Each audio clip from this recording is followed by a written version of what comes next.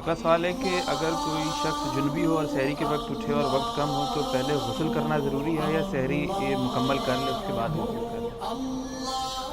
پہلے سحری کرے جی، غسل تو بعد میں بھی ہو سکتا ہے. سحری رہ گئی تو رہ گئے پھر آپ، کیونکہ سحری کے بغیر روزہ رکھنا بڑا مشکل کام ہے.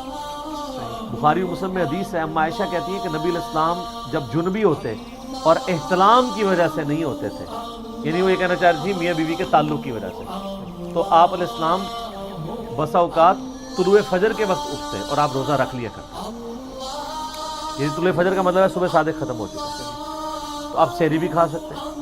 بخاری مسلم میں آتا ہے حضرت ابو ہریرہ تو یہ فتویٰ 30 سال تک دیتے تھے حضور کی وفات کے بعد صلی اللہ علیہ وآلہ وسلم، کہ جس پہ غسل فرض ہو وہ روزہ نہیں رکھ سکتا. اما عائشہ تک یہ مسئلہ پوچھا تو آپ نے کہا کہ ابو ہریرہ نے کہاں سے مسئلہ نکالا ہے.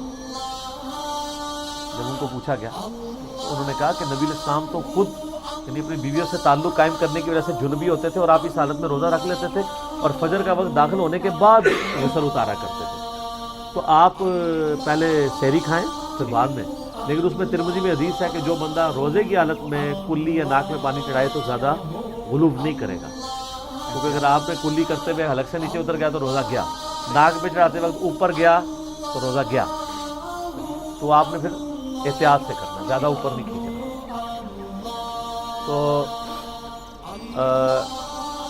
اس طرح کی جو عورتیں ہیں ان کو اللہ تعالیٰ نے آسانی دی ہے، یعنی وہ روزے کو مؤخر کر سکتی ہیں جو عورتیں یعنی پریگننٹ یا دودھ پلانے والی ہیں، اور جو یہ حاملہ والا جو یہ مسئلہ ہے احتلام والا یا کوئی شخص لیٹ اٹھتا ہے تو وہ پہلے یہ کر لیں. اچھا اب آپ اس میں یہ بھی دیکھیں کہ نبی علیہ السلام پہ جو غسل فرض تھا وہ آپ کو پتا تھا نا کہ مجھ پہ غسل فرض ہے، تو آپ رات میں غسل کر لیتے. احتلام والے کو تو بیچارے کو پتہ ہی نہیں ہوتا، تو اس کیس میں بھی وہ روزہ رکھ سکتا ہے جس کو پتہ ہے کہ میں نے غسل اتارنا ہے. جس بیچارے کو پتہ ہی نہیں ہے کہ میں نے غسل میرے پہ صبح اٹھ کے اس کو پتہ چلا تو وہ درجہ اولا کر سکتا ہے. اور اس میں یہ بھی یاد رکھیں کہ اگر دوران روزہ کوئی شخص سویا دن کے وقت اور اس کو احتلام ہو گیا ہے تو اس کا روزہ نہیں ٹوٹے گا، کیونکہ اس کا اختیار تو نہیں ہے. اگلا سوال ہاں جی کریں.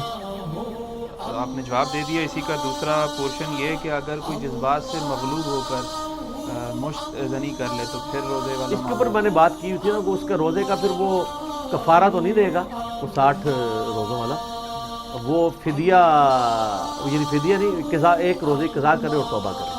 روزہ اس کا بارہ ٹوٹ گیا. اگر کسی نے اس طرح غلط کام کیا تو اس کا روزہ گیا، روزہ ٹوٹ گیا. روزہ توڑنے والے کاموں میں سے ایک کام ہے اور یہ اتفاقی مسئلہ ہے.